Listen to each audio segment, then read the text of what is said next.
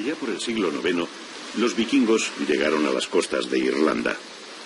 Buscando refugio para sus naves, se internaron por la desembocadura del río Liffey hasta un lugar al que llamaron Laguna Negra, donde se asentaron y comienza la historia de Dublín.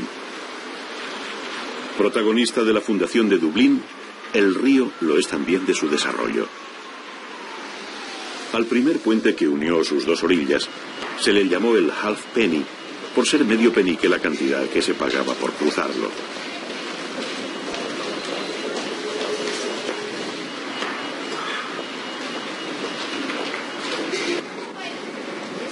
El halfpenny comunica directamente con el barrio más antiguo de la ciudad, Temple Bar. En él, tradicionales pubs se codean hoy con los locales más modernos y con los centros de arte alternativo surgidos del movimiento ciudadano que en la década de los 90 salvaron al barrio de la destrucción.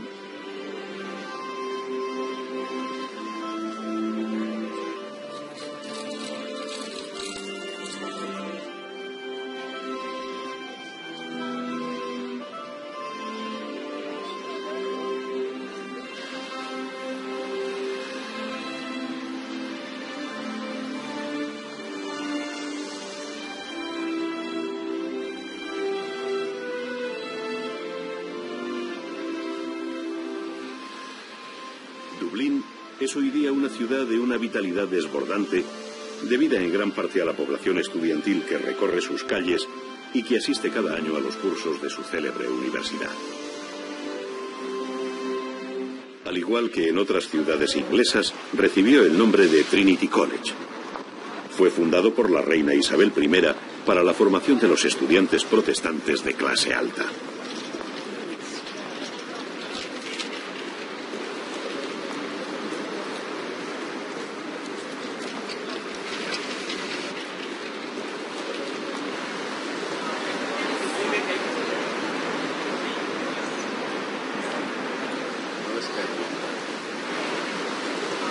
Con el correr de los tiempos, la universidad cambió su pensamiento, siendo pionera al abrir sus puertas por primera vez a las mujeres en 1903. Los majestuosos edificios que forman el conjunto fueron levantados en el siglo XVIII, una época próspera para la economía y el saber.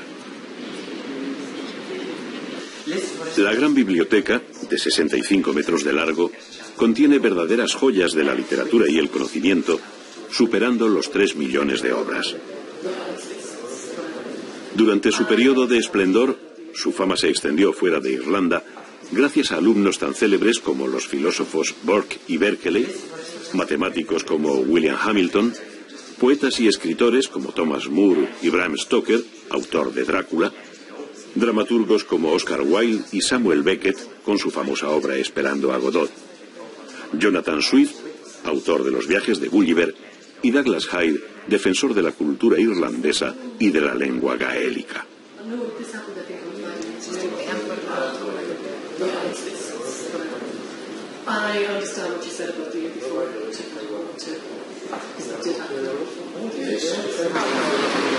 Junto al Trinity, la elegante calle comercial de Grafton parece girar en torno al monumento a Molly Malone, la vendedora de pescado que inspiró la famosa canción In Dublin's Fair City, que puede escucharse cada noche en los pubs dublineses.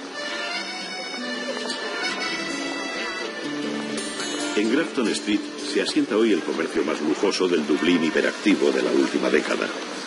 Su puerto la convierte en la principal salida de los productos de sus fábricas: equipos eléctricos y electrónicos, calzado, vidrio, productos farmacéuticos, cadenas de montaje de automóviles, fabricación de cerveza y whisky, han conseguido el milagro irlandés, situando su economía a la cabeza de la Unión Europea. Grafton Street desemboca en Merrion Square. Los amplios jardines situados frente a las elegantes casas de estilo georgiano recibieron el nombre de Greens. Al pasear, el viajero se encontrará con un vecino ilustre, Oscar Wilde, al que rodean sus célebres frases.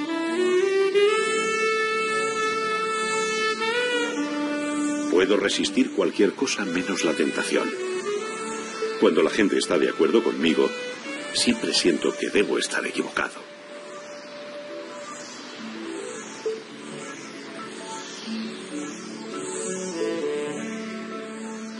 El escritor vivió en Merrion Square, en una elegante casa georgiana. Dublín tuvo su época de esplendor durante el siglo XVIII, cuando los criterios urbanísticos y decorativos recuperaron el estilo del arquitecto italiano Andrea Palladio. Sus fachadas evocan la riqueza y elegancia con que vivían la alta burguesía y la aristocracia rural que acudían a Dublín para saborear la temporada de teatro y los acontecimientos sociales del invierno. Armoniosamente, las fachadas georgianas nos introducen en el barrio de los museos y del Parlamento. Cada puerta guarda la historia de una gran familia, como la del Duque de Wellington. Cada edificio público, la riqueza acumulada por el paso del tiempo, como el Museo Nacional de Dublín, que, financiado en parte por el escritor George Bernard Shaw, recoge la espléndida obra de grandes paisajistas irlandeses como Jack Yeats y pintores universales como Caravaggio, Frangélico, Mantegna, Hals, Rubens, Rembrandt y Turner, entre otros.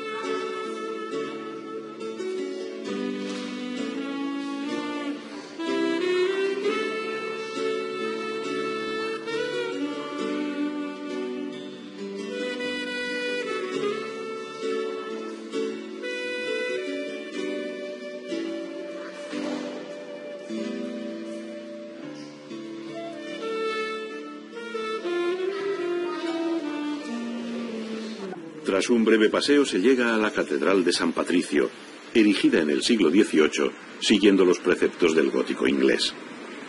En ella se venera al santo patrón irlandés que llegó a sus costas el año 450 para evangelizar a los paganos.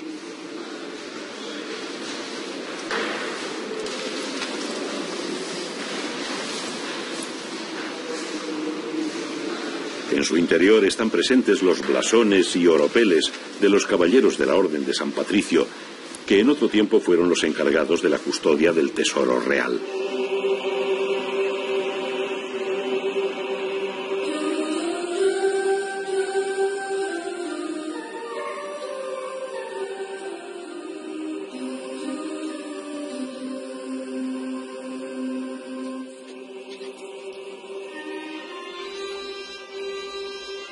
Contigua a la catedral, abre sus puertas la Marsh Library, considerada la primera biblioteca pública de Irlanda.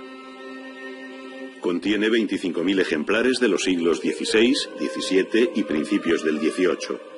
Entre ellos hay una gran colección de obras litúrgicas. Sus fabulosos fondos bibliográficos y su ambiente de lectura han permanecido inalterados desde su apertura en 1705. Incluso los volúmenes más preciados se sirven hoy como ayer en celdas enrejadas, para evitar a los lectores la tentación de llevárselos a casa.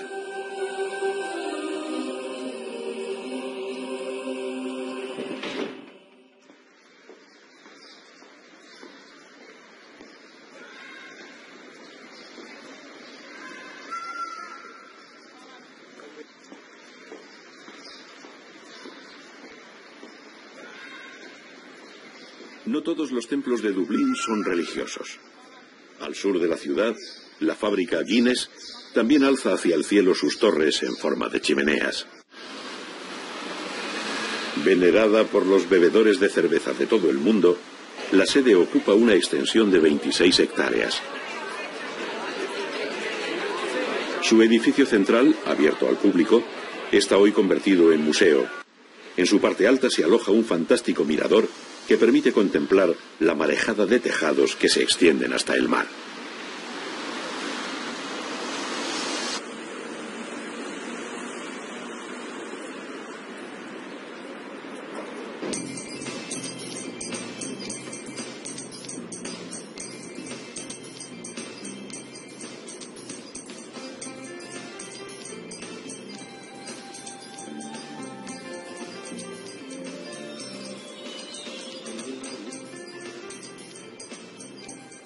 De regreso al norte de la ciudad, el visitante encontrará un trazado moderno, con amplias plazas y anchas avenidas como la O'Connell. Planificada con carácter conmemorativo, sigue siendo la calle principal de Dublín. En ella, el líder de la rebelión de los católicos irlandeses, Daniel O'Connell, abre la sucesión de monumentos a héroes y líderes nacionales.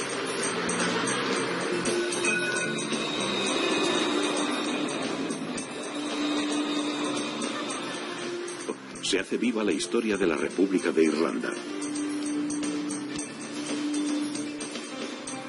Ante la monumentalidad neoclásica del Post Office, se recuerda el levantamiento fallido de los comandantes y su fusilamiento por los británicos.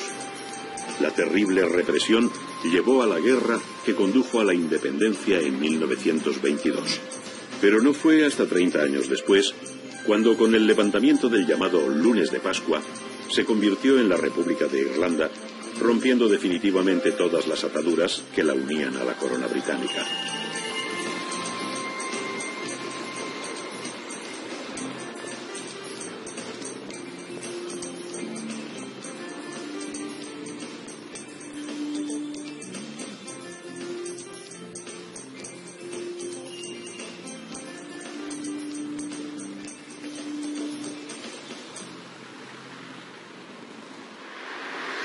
A espaldas del bullicio de la avenida O'Connell, surge otro Dublín, el literario, creado por James Joyce, entre otros escritores.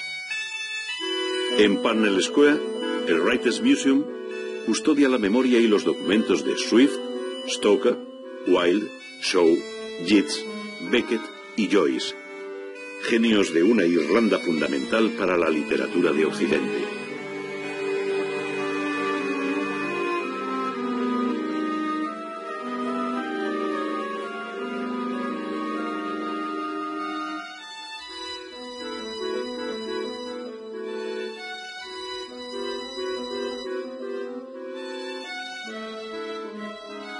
La ciudad de la nostalgia y la ciudad de la realidad forman un todo, un universo complejo que se derrama hacia el lector a través de las obras de Joyce, dublineses y, sobre todo, del Ulises. La veneración de los habitantes de Dublín por el autor los lleva a la lectura diaria de su Ulises en su propia casa.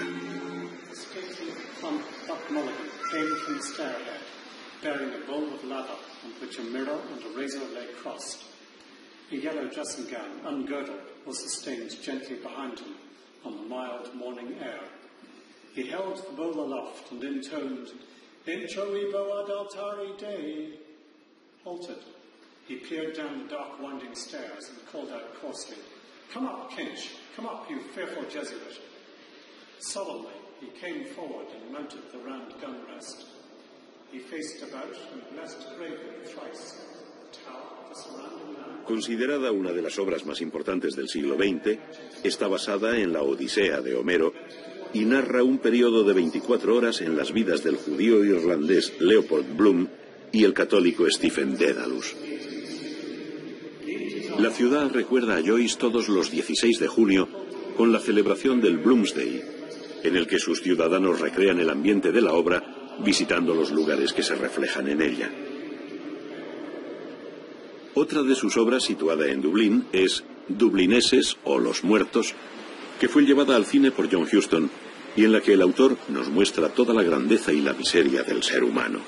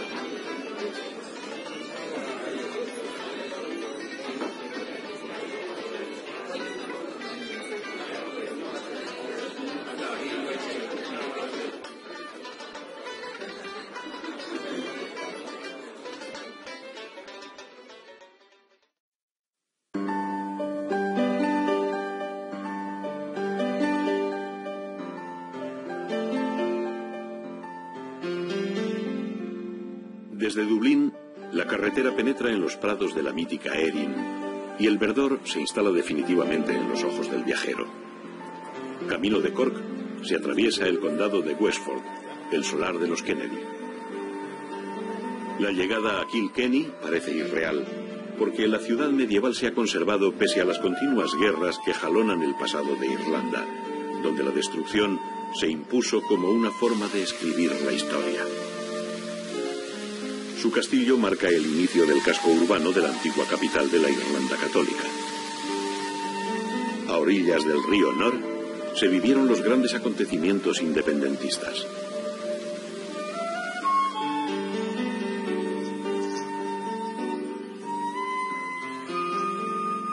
A las afueras se impone la realidad más rica y rotunda de Irlanda, la vida rural, y una pasión nacional, la cría de caballos, que serán vendidos a medio mundo o competirán en los 27 hipódromos de la isla. De inmediato el viajero se convierte en cómplice del juego entre la tierra y el Atlántico. Las recortadas costas de Cork reciben un turismo sosegado, amante del legendario Finisterre de Europa.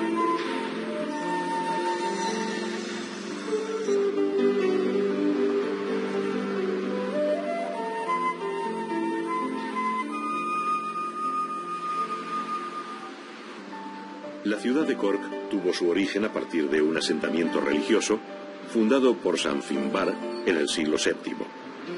Fue lugar de numerosas batallas al ser conquistada primero por Enrique II de Inglaterra y más tarde por Cromwell. Ahora es la segunda ciudad más importante de Irlanda, empeñada en echarle un pulso a Dublín. Cork se jacta de ser una ciudad culta, con una importante colonia de artistas, por lo que ha asumido con entusiasmo su elección como capital cultural de Europa.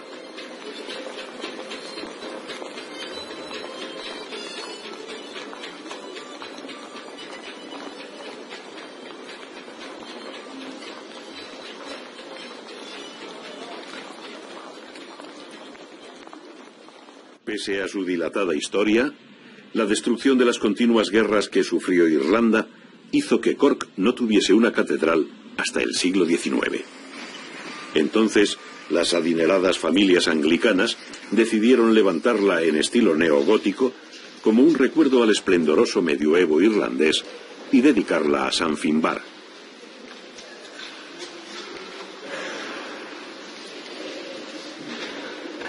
Cercano, el University College ha luchado por superar el listón del Trinity dublinés. Tras sus muros impartieron clases profesores tan célebres como el matemático George Boole, cuyos principios de álgebra abrieron las puertas a la revolución de los ordenadores. A las afueras de Cork, el castillo de Blarney, levantado a mediados del siglo XV, albergó una corte literaria y una escuela de latín y griego. Sin embargo, alcanzó la celebridad por la leyenda de la Roca de la Elocuencia. Dicen que quien la toque hablará como un orador. Incluso se afirma que era la piedra de Jacob, traída a estas tierras por el profeta Jeremías. Para los ingleses, Blarney es sinónimo de palabrería, porque la reina Isabel I, cansada de las amables y engañosas palabras del caudillo irlandés, exclamó: «Todo eso no es más que Blarney». En la penumbra de los árboles centenarios del parque, cobra fuerza la gesta de los jefes irlandeses enfrentados al dominio de Inglaterra. A su derrota siguió la diáspora hacia el continente, donde se ofrecían como soldados mercenarios.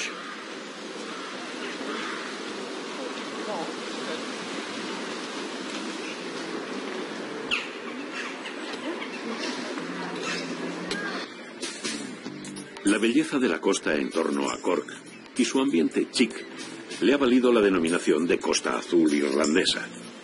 Su capital, Kinsale, se alza en el estuario del río Bandon, aprovechando un magnífico puerto natural. La actividad del puerto se extiende por las calles medievales de Kinsale, repletas de turistas que visitan las tiendas de recuerdos y alguno de los numerosos restaurantes de la localidad. Las cuidadas casas esconden una historia repleta de luchas entre los rebeldes irlandeses y sus aliados con las tropas inglesas.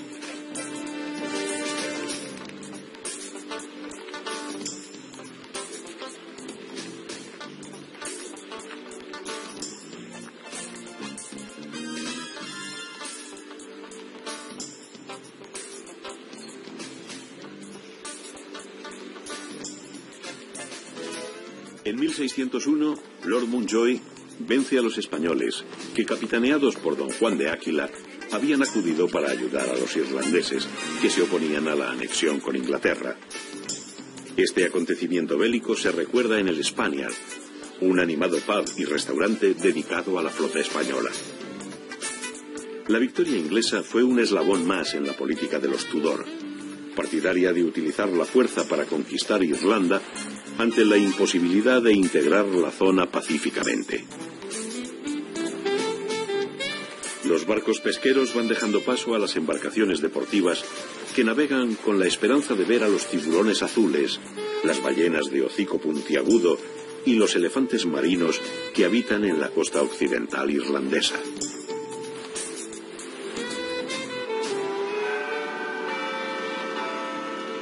La cercana ciudad de Cobh alcanzó su aspecto de ciudad balnearia gracias a la visita de la reina Victoria, que la puso de moda. Sus muelles también sirvieron para despedir a los buques de lujo que durante la Primera Guerra Mundial siguieron cruzando el Atlántico, como el Lusitania, que fue hundido por un torpedo alemán justo cuando estaba a punto de terminar su viaje de regreso de los Estados Unidos.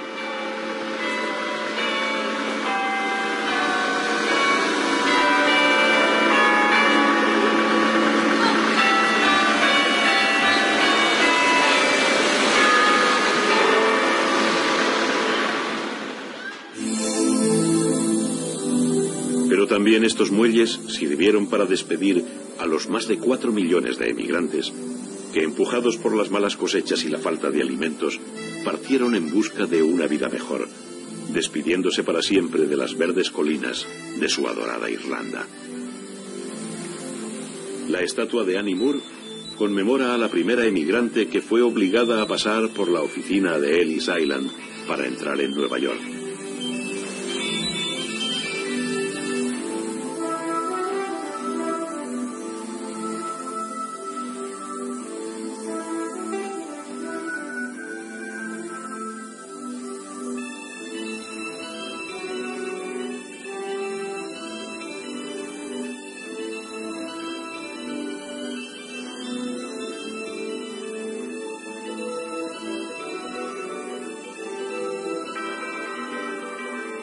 Pero el acontecimiento más célebre de Cobh estuvo protagonizado por el Titanic, que recogió a los últimos pasajeros de su primera y última travesía del Atlántico en este puerto del Finisterre celta.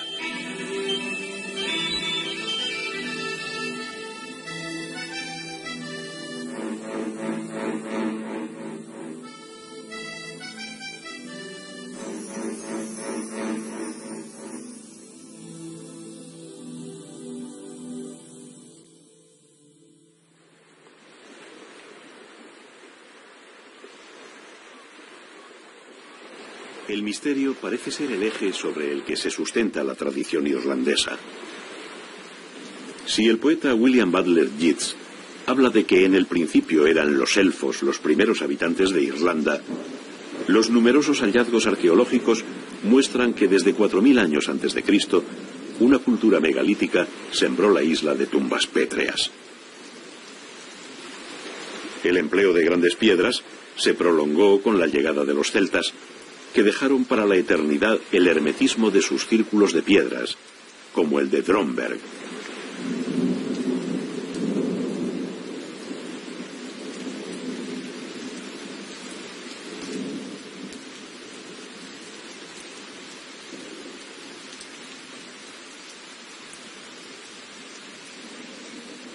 De Bretaña y del norte de España venían los contingentes humanos que sembraron de misterio los profundos bosques irlandeses.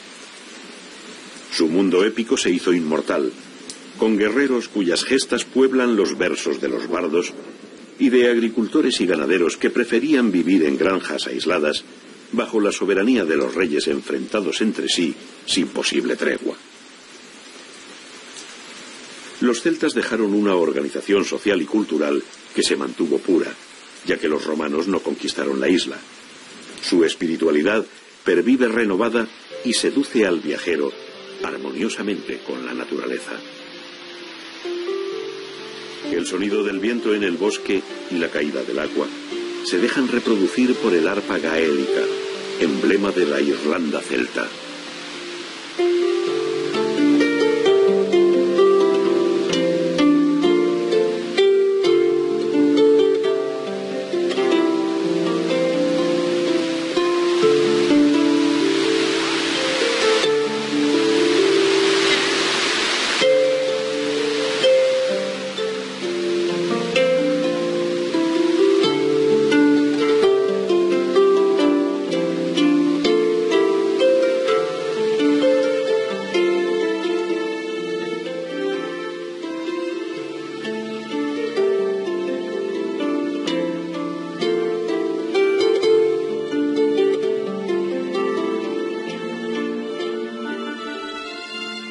El oratorio Callarus testifica la predicación de San Patricio en el siglo V y terminó asimilándose con la tradición celta con santos tan históricos como Columba o Finbar.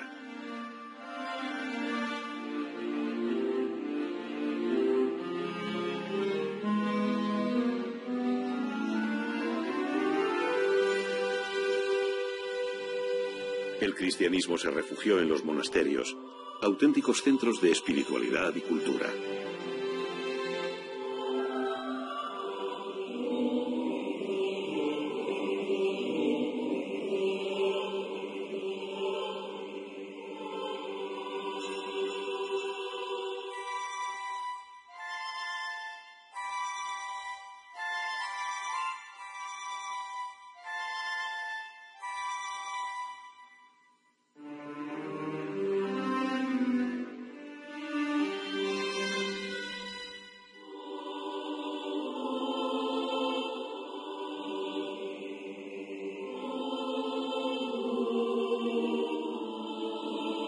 Clonmacnoise, los monjes trabajaban copiando manuscritos que posibilitaron la salvación de buena parte del saber occidental.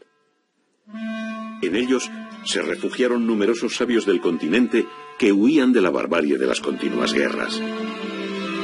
De ellos salieron con posterioridad los monjes que volvieron a evangelizar las tierras más castigadas del continente europeo.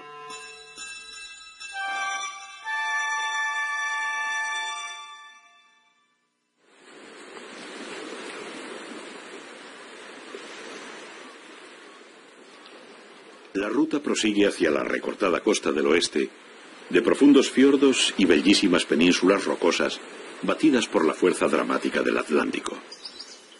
A la bahía de Bantry se asoma la mansión que lleva su nombre, rodeada de uno de los mejores jardines de estilo italiano de Europa, en el que abundan las plantas subtropicales. Los jardines de Bantry son una muestra de cómo la aristocracia de la época entendía a la naturaleza como la mayor obra de arte.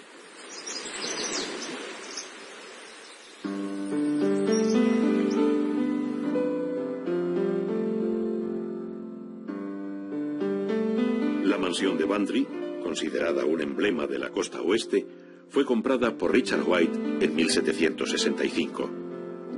A su muerte, fue su nieto quien la dedicó a custodiar una de las mejores colecciones de tapices, muebles, alfombras y obras de arte adquiridas en el transcurso de sus numerosos viajes.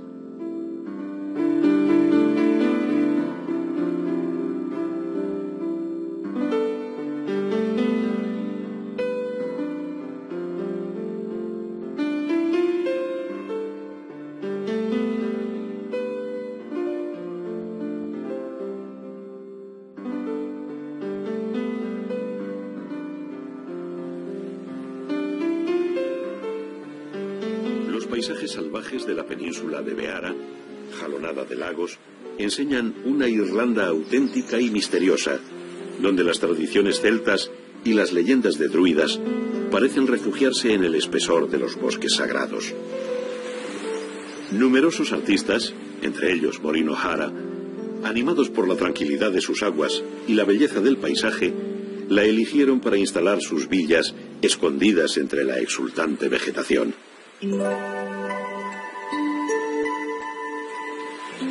Las aguas de la bahía de Bantry están salpicadas de diminutos islotes ocupados por focas y cormoranes, mientras que en las frías aguas viven los delfines.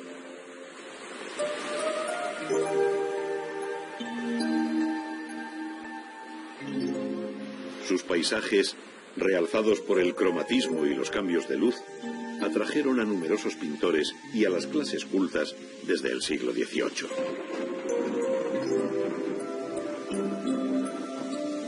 Kenmare, la principal población entre la península de Beara y la península de Iberagh, se encuentra colonizada por el turismo. Su calle principal reúne los comercios que venden los productos tradicionales, como los jerseys irlandeses de lana pura, tan de moda entre los aficionados a la mar. Los artículos de lino fueron célebres, ya que el lino supuso una fuente económica de primera magnitud. Rose O'Sullivan nos habla sobre su uso. Irish linen was grown in Ireland. It's made from flax, and flax was pulled rather than cut in order to get a longer fiber. El lino viene de las plantas que crecen en esta zona. Antiguamente la población irlandesa lo utilizaba para hacer su propia ropa. Lo hacían con el diseño Crolls, muy típico de Irlanda, ya que lo tomaban del libro de Kells.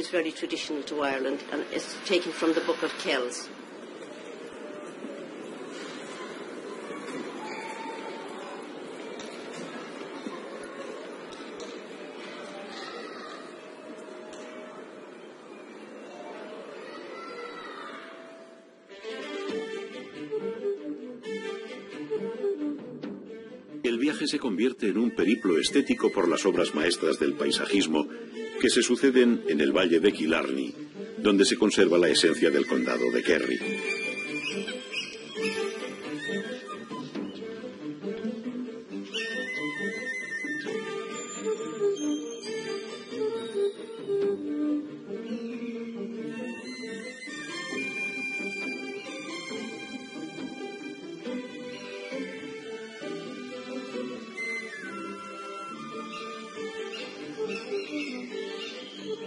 Los lagos de origen glaciar, el Lough Linn, el Macross y el Upper, parecen espejos que reflejan las montañas cercanas, las mayores alturas de la isla.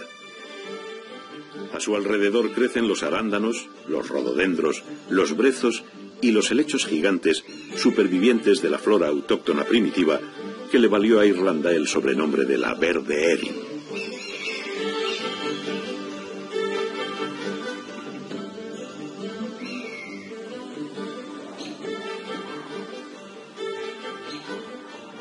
A sus espaldas, el anillo de Kerry se asoma a los acantilados y llega hasta Parknasilla, la casa del vicario de Killarney, convertida en hotel a finales del siglo XIX con la llegada del ferrocarril. Reyes y escritores como George Bernard Shaw o Robert Graves, que escribió allí varios capítulos de Yo Claudio, descansaron en sus salones tras los largos paseos. Unos y otros practicaron el ritual del té, la segunda bebida nacional de Irlanda después de la cerveza. Entre las teteras de plata parece que sobrevive el esplendor de su antigua propietaria, Dorothy Jordan, la actriz que dio 10 hijos al duque de Clarence, que luego reinó con el nombre de Guillermo IV. La hora del té convoca a otro propietario ilustre, Adrian Stoke, el descubridor de la vacuna de la fiebre amarilla. Afuera aguardan los senderos silenciosos que se internan en el Parque Nacional de Killarney, un paraíso de 10.000 hectáreas para caminar y practicar la pesca en los lagos.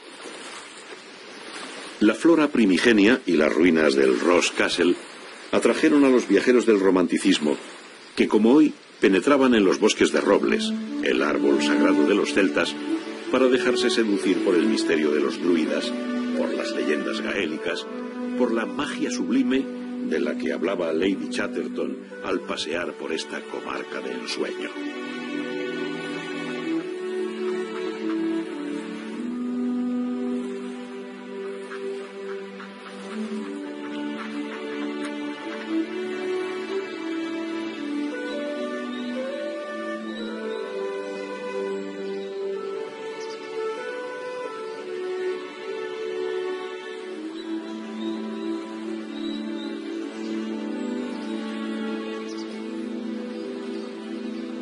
típicos coches de caballos llevan hasta el cañón de Dunlow, abierto por el golpe de espada de un gigante.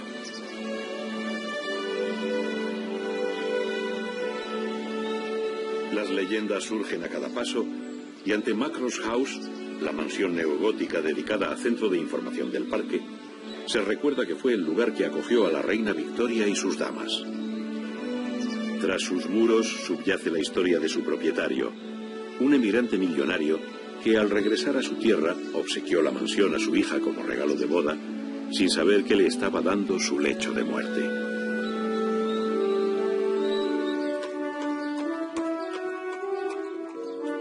La soledad acompaña al viajero al recorrer la península de Dingle, refugio de la cultura gaélica. Su perfil recortado y la fuerza del oleaje se repite inalterable, conjurando los fantasmas de un fatídico mes de septiembre de 1588, cuando contra los picachos se estrellaron 27 navíos de la Armada Invencible que regresaban a España tras fracasar en su intento de desembarcar en Inglaterra. La terrible tormenta arrojó a las galeazas contra las rocas de la costa, donde se ahogaron 2000 españoles, mientras que los 3000 náufragos que lograron llegar a tierra firme fueron asesinados por los ingleses. Resulta curioso que en las costas donde se conserva la cultura gaélica sea donde se estrellase la esperanza de los independentistas aliados de Felipe II.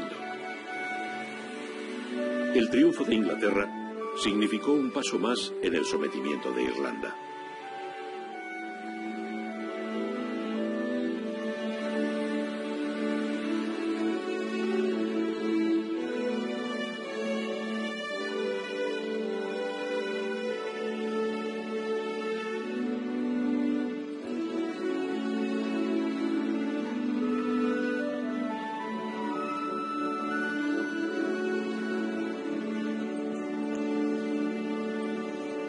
Los hombres que continúan desafiando al mar han sabido conservar el patrimonio cultural. Dingle se ha convertido en el auténtico centro turístico de la península, aunque su vecino más famoso sea un delfín que se ha quedado a vivir en las aguas de la bahía. Los letreros de los comercios están escritos en gaélico, un idioma celta de origen indoeuropeo salvado por la tradición oral de los bardos.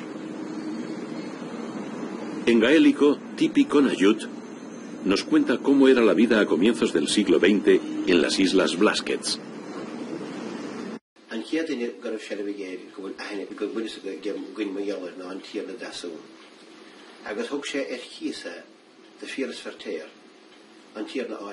La vida era muy dura, porque casi siempre estaban aislados por el mal tiempo.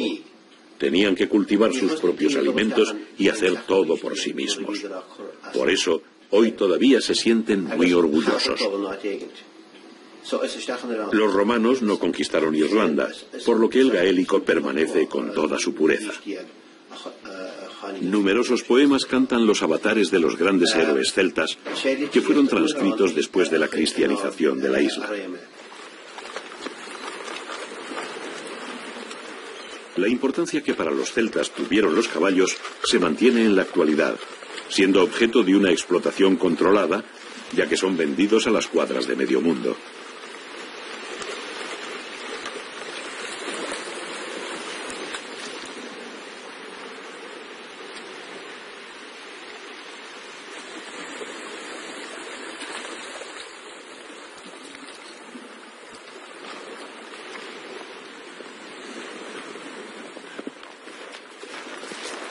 A lomos de un caballo se acrecienta la inmensidad de la playa de Bantry. Cuenta la leyenda que aquí lucharon el rey de los infiernos y el héroe Fionn McCumahil.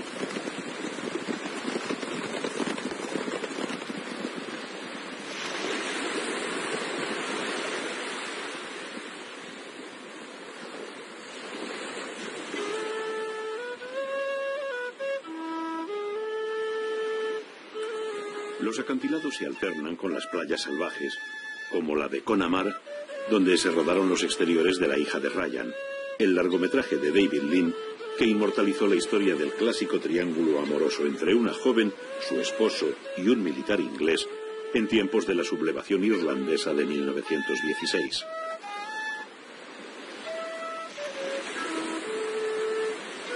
Los escollos y la sinuosa costa alcanzan un colofón grandioso en los acantilados de Moher, que se precipitan a un mar siempre colérico.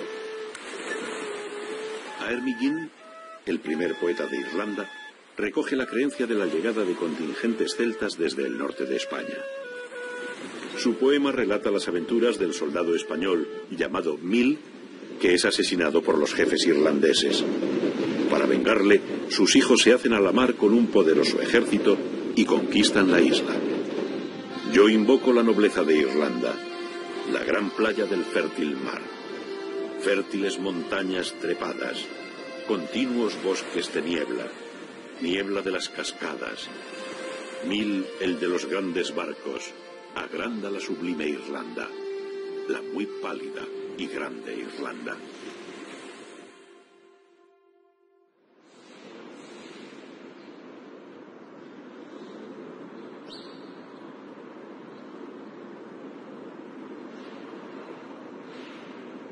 Para el viajero, Belfast posee los signos más claros de diferenciación con el resto de Irlanda.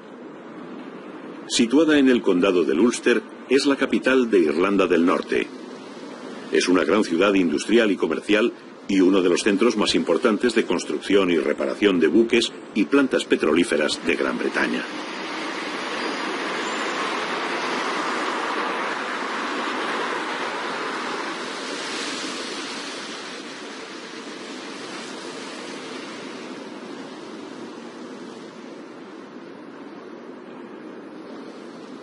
Sus edificios públicos, como el City Hall, representan a la perfección la hegemonía del Reino Unido.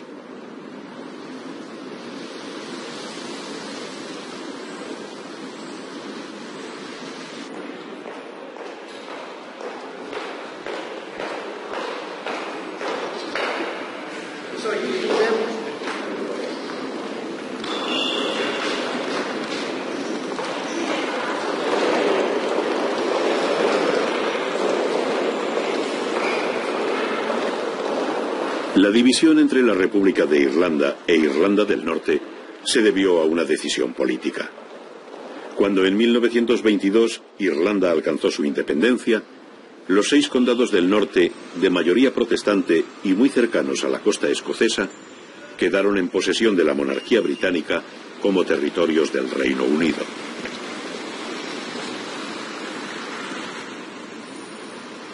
En Donegal Square se sitúa el centro neurálgico y comercial de la ciudad. A él acuden a diario gran parte de los 400.000 habitantes de Belfast.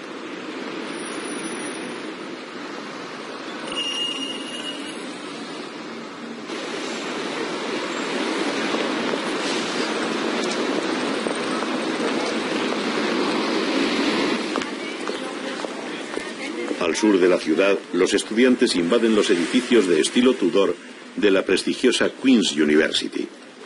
Sus 9.000 estudiantes marcan el ritmo cultural de Belfast, que desea ser reconocida, además de por su industria, por su cultura. En noviembre organiza un festival artístico solo superado en el Reino Unido por el Festival de Edimburgo.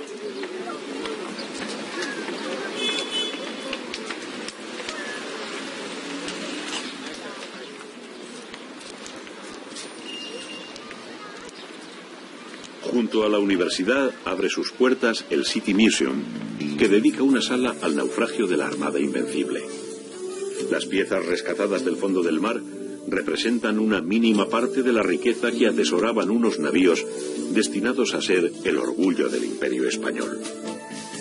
El fracaso de la mayor armada de Felipe II le hizo exclamar: «Yo envié mis barcos a luchar contra los ingleses, no contra los elementos», olvidándose de los cañonazos de los enemigos y de la controvertida designación del duque de Medinasidonia como almirante de la flamante flota, pese a su desconocimiento de las artes de navegación y su intolerancia de los vaivenes de la mar.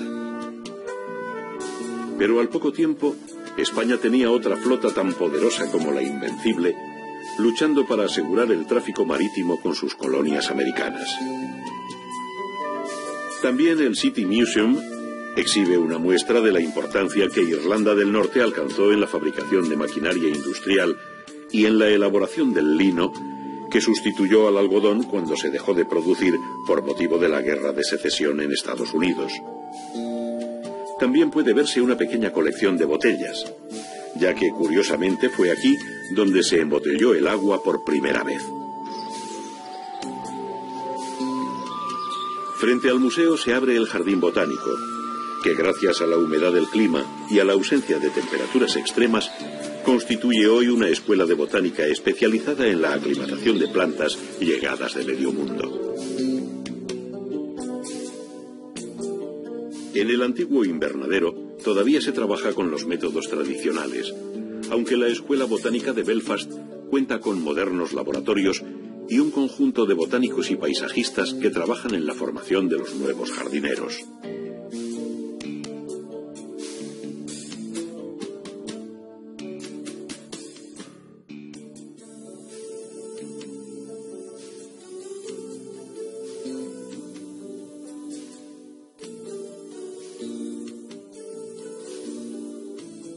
La segunda ciudad de Irlanda también sabe cómo divertirse, con numerosos pubs y con centros de gran actividad cultural, como la Gran Opera House, donde se desarrolla la temporada de ópera y ballet. El barroquismo de la decoración quedó como una valiosa gema de la época victoriana.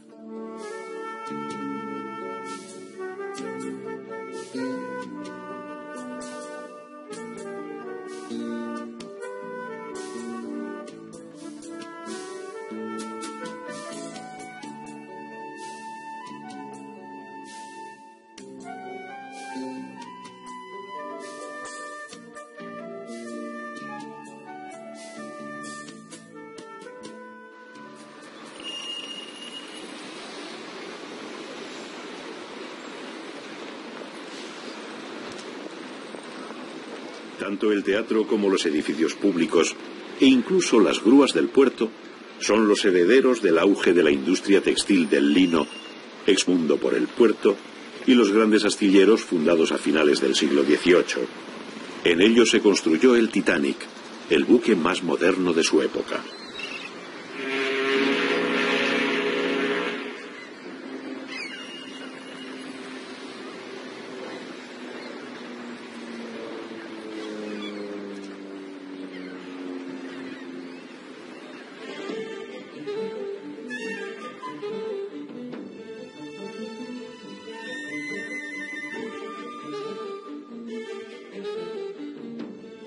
La costa que se despliega al nordeste de Belfast reúne los paisajes más sobresalientes de un litoral azotado por las convulsas aguas del mar de Irlanda.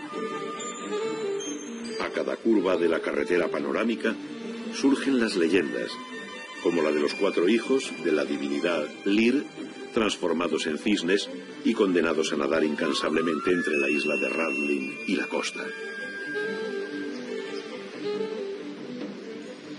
El barco hacia la isla de Rathlin se toma en el puerto de Ballycastle, donde los experimentos de Marconi fueron probados con éxito, recibiéndose la primera transmisión por radio desde esta isla.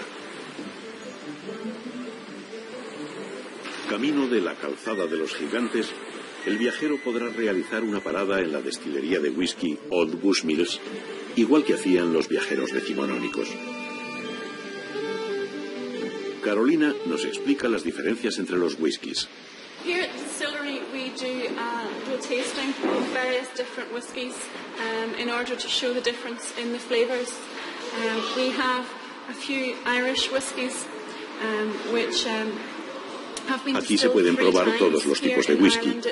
Los 3 irlandeses que se han destilado 3 veces, lo que les da un sabor más suave. Los escoceses, que son destilados 2 veces, y su sabor no es tan suave como los irlandeses, y el bourbon americano, destilado una sola vez. Se puede notar la diferencia.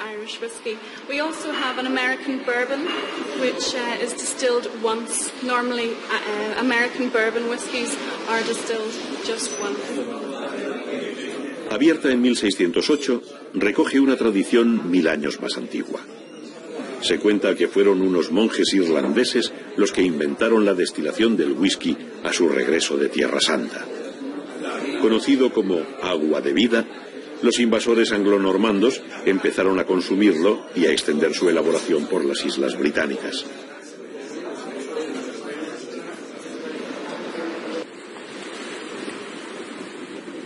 Poco a poco, el paisaje alcanza toda su espectacularidad, apenas modificado por el hombre, como sucede con el puente de cuerdas, el Carri-Carrid, que permitía a los pescadores de salmones llegar a la pesquería levantada entre los acantilados. La costa más septentrional de Irlanda del Norte tuvo una importancia capital en la conquista del siglo XII. Tal importancia estratégica motivó que se construyera una red de castillos para controlar el tráfico marítimo. Las ruinas del castillo Dunluce fueron las últimas imágenes que vieron los tripulantes del buque Gerona, de la Armada Invencible, arrojado por la tormenta contra los farallones costeros. Tan solo una lengua de agua separa estas tierras de las escocesas. Proximidad que permitió los intercambios de mercancías, de ideas y de gentes, ya que durante la conquista normanda del siglo XII, el septentrión irlandés vivió su historia más conflictiva. El dramatismo del paisaje desemboca en la Calzada de los Gigantes. Cerca de 40.000 columnas de basalto hexagonales se alzan formando un camino elevado entre Rankeley y Dansbury. La leyenda de la Calzada de los Gigantes tiene tanta fuerza como la explicación geológica de su formación hace 60 millones de años, debida a una intensa actividad volcánica. Su perfección y rareza atrajeron a los viajeros desde finales del siglo XVIII, cuando Walter Scott y William Thackeray dieron a conocer la Calzada de los Gigantes al gran público. Pero en una tierra de leyendas aún permanece la del gran arquitecto ciclópeo que ensambló a la perfección las columnas, y sobre todo la del gigante Finn McCool, que construyó la calzada para llegar a Escocia totalmente seco. La cercanía de las tierras escocesas y el poder de las tormentas hacen que el deseo del gigante sobreviva en las gentes de las remotas costas del Ulster, enfrentadas a la fuerza incontrolable del mar y de las leyendas.